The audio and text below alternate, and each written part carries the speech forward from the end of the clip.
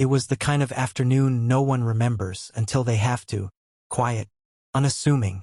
A home filled with the everyday soundscape of childhood. Laughter echoing down hallways. The rustle of cereal boxes in the kitchen. A cartoon murmuring from a television screen no one was really watching. Upstairs, beyond the reach of routine, a drawer sat slightly ajar. It hadn't been touched in weeks, maybe months. Tucked away in the bedroom of a man trained to respond to emergencies, it held something he thought he'd kept safe. Something he believed no one would ever find. But children see differently. Their curiosity doesn't knock. It simply enters. Tiny hands, too young to grasp consequence, reached into the forgotten compartment. No hesitation, no awareness, only fascination, raw and unfiltered. In their world, discovery is play. Context doesn't exist. Then came the sound. Not loud but jarring, unnatural. A sharp punctuation mark in an otherwise gentle sentence.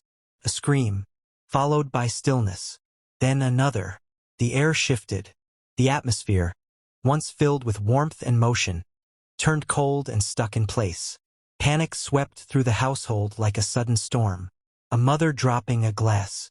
A neighbor stepping outside, sensing that something, whatever it was, had gone terribly wrong. Sirens broke the silence minutes later, though it felt like hours. Uniforms flooded the entryway. Tape was rolled out. Questions were asked before anyone could gather their thoughts. What happened upstairs wasn't supposed to happen at all. But it did. And that was only the beginning. What unfolded inside that quiet house would ripple beyond its walls. Not just through one family, not just through one street, but farther and deeper. Because when the line between curiosity and consequence is crossed, especially by those too young to understand where it lies, the result isn't just tragic. It's unforgettable. It wasn't a big town, just rows of quiet houses, clean sidewalks, and trimmed trees. The kind of place where people wave from their porches and children ride bikes until the streetlights flicker on. That's where the Monroes had chosen to start again. The move wasn't sudden, but it came with a reason. They needed space both around them and between the past and the present. Their old life had grown too heavy, so they packed it away box by box and drove toward somewhere that promised peace. Jason Monroe had served as an officer for over a decade. He was trained to keep others safe.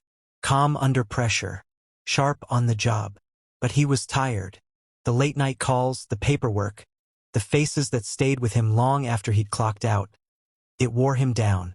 He wanted more time with his family. He wanted quiet. Anna, his wife, taught at a nearby elementary school. Gentle and patient, she had a way of making everyone feel heard. Their children, Caleb and Lily, were 7 and 5, close in age, close in bond. Their days were filled with make-believe games and arguments over whose turn it was to pick a cartoon. To anyone looking in, they were just like any other family. Boxes unpacked, pictures hung on the walls, shoes by the door. There were dinners together, bedtime stories, and weekend visits to the park. But even in peaceful homes, caution can slip. In their new bedroom, tucked in the back corner of the house, Jason had placed something in a drawer he thought no one would touch. It was for protection, just in case. He had planned to secure it later, once the house was settled and the rush of moving wore off. But that moment never came. The drawer stayed closed, mostly forgotten, until one quiet afternoon, when it wasn't. It was supposed to be a quiet hour, the kind of break every parent needs. Jason had stepped out to grab groceries. Anna was folding laundry in the next room. The house felt still, like nothing could go wrong. Upstairs, Caleb and Lily wandered into their parents' bedroom. They had done it before, mostly to jump on the bed or peek at the mirror. Nothing ever seemed off. Nothing ever felt unsafe. But this time was different. The drawer wasn't fully shut. One edge sat slightly open, like it was waiting. Inside, the object caught the light. Smooth, heavy, and strange. It didn't look like anything they were used to. There was no hesitation. Caleb reached for it. His fingers wrapped around the handle, small and unsure. Lily stood nearby, watching. Neither of them said a word. Then sudden, a sound broke through the air, sharp and fast. It didn't belong in a house. It didn't belong near children. For a second, everything froze. Then came a scream. Loud, raw, filled with something no child should ever feel. Anna dropped the towel in her hands and ran. Each step down the hallway felt too slow. The moment she reached the room, her world cracked wide open. She saw Lily on the floor, Caleb frozen in place, hands shaking, his face pale. He couldn't speak. Anna's own scream filled the room next. She grabbed her phone, dialing without thinking. Her voice cracked through the call, trying to explain something that made no sense. Sirens came fast. Bright lights lit up the street. Neighbors stepped outside, their faces tight with worry. They didn't know what had happened, but they knew it was bad. First responders moved quickly. A stretcher rolled in. Words were shouted between them. Time mattered now. One child was rushed out of the house. The other stayed still, held tightly in his mother's arms. Inside that quiet neighborhood, nothing would ever feel safe again. The questions began before the sun had set. Officers stayed behind after the ambulance left. The living room, once filled with toys and soft chairs, now held quiet voices and serious faces. Jason stood near the doorway. He had rushed home as soon as Anna called. His hands were still shaking. His eyes wouldn't stay still. One moment he stared at the floor. The next, he looked toward the stairs, like he could turn back time just by willing it hard enough. An officer asked the first question. Then another. Where had the item come from? Why wasn't it locked? When was the last time he checked the drawer? Jason tried to answer, but his voice broke. The words didn't come out right. He said he had only meant to keep the family safe, that he never thought the children would even go near it. He said he was going to move it. He just hadn't gotten around to it yet. But in moments like this, the answers don't stop the storm. The law was clear in that state. If someone chooses to keep a dangerous object in the home, especially with children around, it must be stored the right way. It must be locked.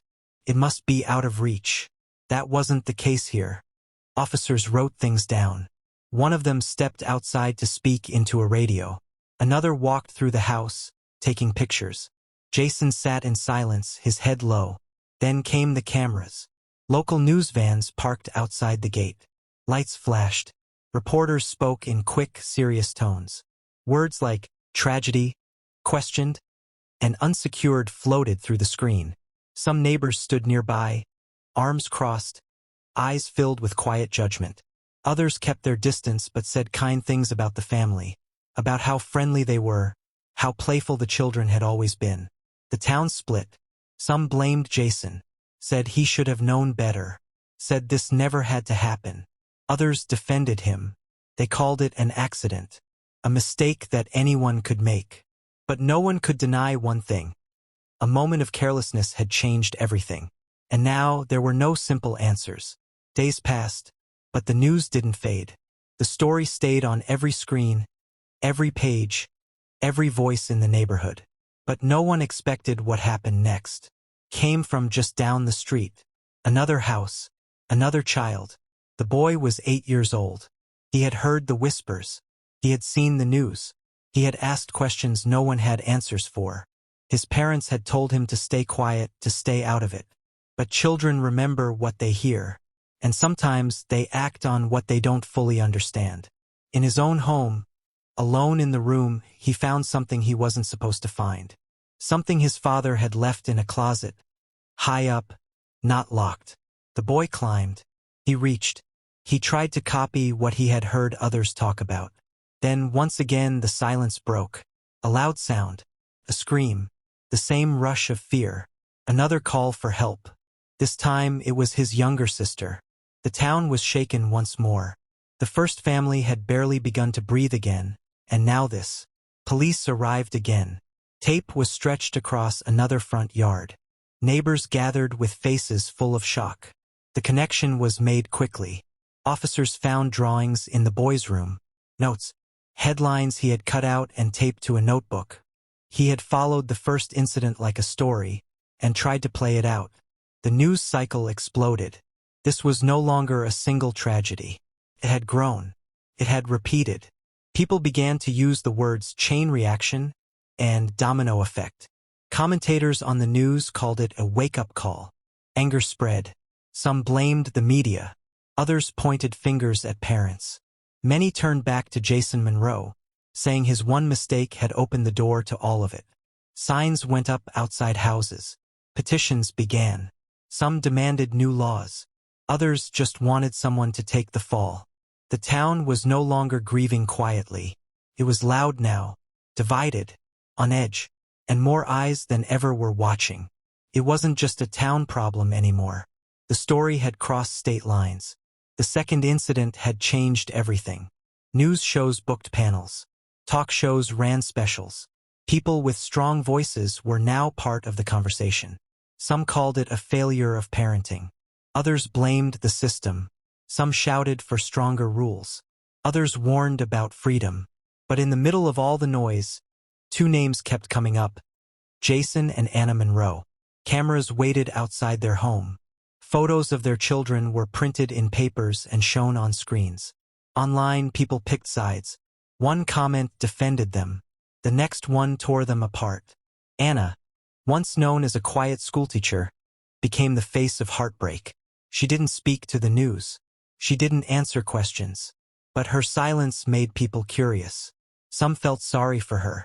Others accused her of knowing more than she had said. Jason's face was harder to read.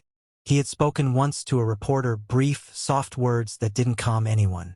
He said he never meant for this. He said it was his mistake. That only made things worse. The court hadn't decided anything yet.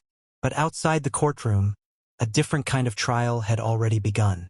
Protesters showed up at City Hall. Some carried signs that said, "Protect our kids." Others held posters saying, "Don't punish a father's pain." Experts joined the talk. Some explained how often these things happen. Others gave numbers, shared rules, told stories of other families who had gone through the same thing. Every voice seemed to lead to another argument. Jason and Anna stayed indoors most days. The world outside was louder than ever. They couldn't take their kids to school. They couldn't shop without stares. To many, they were a lesson, a warning, a headline. But behind closed doors, they were still two people trying to hold their family together. And each new headline made that harder to do. The courthouse stood tall and quiet, but inside, the tension filled every space. People sat shoulder to shoulder in the gallery, waiting for the trial to begin. Jason Monroe took his seat near the front. His face was pale. His hands didn't stop moving. He was no longer just a father. Now he was the man on trial. The charges were clear: negligence and placing his children at risk. The courtroom was not loud. It didn't need to be. The words spoken there were enough to leave a mark. A small voice took the stand first. It was Jason's son, the one who had been in the room that day. He wore a suit too big for his frame, his feet barely touching the floor. His voice cracked as he tried to explain what he remembered. He said he thought it was just a toy at first. He said no one told him not to open the drawer. He said he missed his sister. Next came the doctors. They spoke with calm voices, explaining what had happened inside the ambulance, what they had seen at the hospital. The words were simple, but they painted a heavy picture. Then came the lawyers. Jason's lawyer stood with a steady tone. He reminded the court that Jason had years of training, that he had protected others for most of his life, that he had made a mistake but not one out of cruelty. He said Jason loved his children. That love had never been in question. But the other side didn't step back. They stood and asked one question again and again. Why was it in the drawer? They pointed to a photo taken from inside the Monroe home. A drawer, slightly open. A place too easy for a curious child to find. They said it didn't matter if Jason had worn a badge. What mattered was the choice he made at home. They reminded the jury of the second family, the boy who had copied what he saw. They asked if the ripple ever had to begin. Jason didn't speak. Not once during the trial. He kept his eyes low and listened. Anna sat near the back. She held a tissue in her hand. At moments, she closed her eyes for a long time. At others, she looked straight ahead, like she was trying to keep everything from falling apart. The courtroom wasn't just deciding guilt. It was asking a question much harder to answer. How much does one mistake weigh when it costs so much? The room went still as the jury filed back into the courtroom. Each footstep echoed in the quiet. Jason sat rigid, his hands pressed together in front of him. Anna sat beside him, her eyes fixed on the floor. They both knew the moment was near. The judge called for silence as the jury foreperson stood. They handed the piece of paper to the judge. The sound of the paper being unfolded seemed too loud in the room. The judge glanced at the paper and then looked up at Jason. The words felt heavy, thick with meaning. He read the verdict aloud. Guilty of child endangerment. There was a pause before he continued. But the court recognizes the defendant's remorse and history of service. A faint breath escaped Jason's lips, but his face didn't change. His fate was sealed, but there was no relief in hearing it. The judge's voice continued, sentencing Jason to probation and mandatory counseling, but no prison time. The room held its breath. It wasn't a light sentence, but it wasn't as harsh as many had expected. A juror stood up after the verdict was read. They spoke softly, their voice shaking just slightly. It wasn't easy, but we had to think about everything, the training, the love, the mistake. It wasn't a clear choice. It wasn't a crime done out of hatred. The jurors' words hung in the air for a moment, leaving everyone to think. Outside the courtroom, the reactions began to spill into the streets, into the press. Some people felt justice had been served. Others argued it wasn't enough. The media had their own opinions, too. Some talked about how Jason had been given a second chance. Others said the law had failed to hold him fully accountable. Anna stood behind him as they walked out of the courtroom, her hand resting on his arm. Neither of them said anything. The flash of cameras followed them, but it was the silence between them that spoke the loudest. They weren't just facing public opinion anymore. They were facing their own future together, and the world was still watching. Months passed, but the wounds stayed fresh. The courthouse was no longer filled with reporters, and the crowds had long gone. But for the Monroe family, the storm had only just settled, and it left behind quiet damage. Anna Monroe finally spoke in a local interview. Her voice was calm, but there was a tiredness in it. She didn't cry, but every word she said carried a weight that came from deep inside. She talked about her daughter, the only one left at home now. A little girl who used to sing around the house, now barely spoke. Most of her days were spent in therapy. Her drawings had changed. They were darker now, full of questions with no answers. Jason no longer wore his uniform. The badge had been taken, and the title that once brought him pride was now just a memory. Probation meant check-ins, reports, and constant reminders of what had happened. He worked small jobs around town, mostly behind closed doors. Some people nodded when they saw him. Others looked away. The home that once held laughter now felt cold. Every room held a memory. Every corner seemed to whisper something painful. The drawer that started it all had been removed, but its place was still there. Empty, quiet, and impossible to ignore. The neighbors had stopped talking. The news had moved on, but the family hadn't. Anna walked her daughter to the therapist's office twice a week. Sometimes she'd wait in the car. Other times, she'd sit inside and stare at the floor. She carried pictures in her bag, photos from birthdays, school plays, picnics in the park. Moments that seemed so far away now. Some nights, Jason sat on the back porch, staring into the yard. He didn't speak much anymore. He wrote in a notebook. No one knew what he wrote. He just sat there for hours with his head low and his thoughts far from reach. The world outside had returned to normal, but inside their home, time felt stuck. There were no more loud sounds, no sirens, no cameras. Just the soft ticking of the clock and the slow passing of days. A family once full of hope was now learning how to carry the weight of a single choice, one that could never be undone. The Monroe story may feel rare, but the truth is it's not. It happens more often than most people think.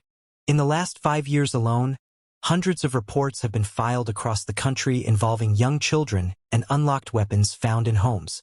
Some stories made the news. Many didn't.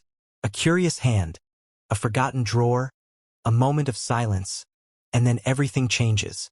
A study from a national safety group showed that On average, one such event happens every single day in the United States. In kitchens, bedrooms, cars, closets, places that were once meant to feel safe. And often, the person who left it there didn't think it could happen to them. They thought they were careful. They thought their kids knew better. They thought they'd remember to move it. But children don't see danger the same way. They explore. They imitate. They play. And in a world where even one mistake is enough, those small moments can lead to something no family is ever ready for. Experts have spoken out about it for years. Lockboxes, trigger locks, teaching kids about safety early. But warnings only go so far. Takes action. Real, everyday action. A former law officer, now working in community outreach, put it simply, every time you bring one home, you're making a choice. A choice about where it goes, who can find it, what might happen next. Even toy makers are starting to change. Designs are shifting, safety tips are printed on every package, and some stores are offering free locks at checkout. But still, it keeps happening. And with every case, another name gets added to a growing list. A list filled with small faces, loving families, and stories that started just like anyone else's. The Monroe family wasn't alone. They were part of something much larger. A quiet thread that runs through cities and towns, across borders and beliefs. It's a reminder that sometimes, the most important choices are the ones made long before anything goes wrong. The Monroe story is one of pain, of loss, and of choices that could never be undone. But it's also a reminder, a quiet one, that sometimes the greatest dangers aren't loud. They don't come with warnings. They don't give second chances. They wait in drawers, in closets, behind doors left half open, and they change everything in an instant. No one ever thinks it'll be their home, their child, their quiet afternoon. But numbers don't lie. This isn't rare. It's real. It's here. What happened to that family didn't begin with one moment. It began with a decision made long before, a small one, almost forgettable. But it mattered. And in that way, this story isn't just about what happened. It's about what could still be prevented. It's about paying attention, about asking harder questions, about holding each other to a higher standard when safety is at stake. The innocence lost can't be brought back. But maybe, somewhere, a story like this can stop the next one from ever starting. Because a life isn't measured in headlines or courtroom words. It's measured in bedtime stories, school lunches, hugs at the door, in moments that should have been.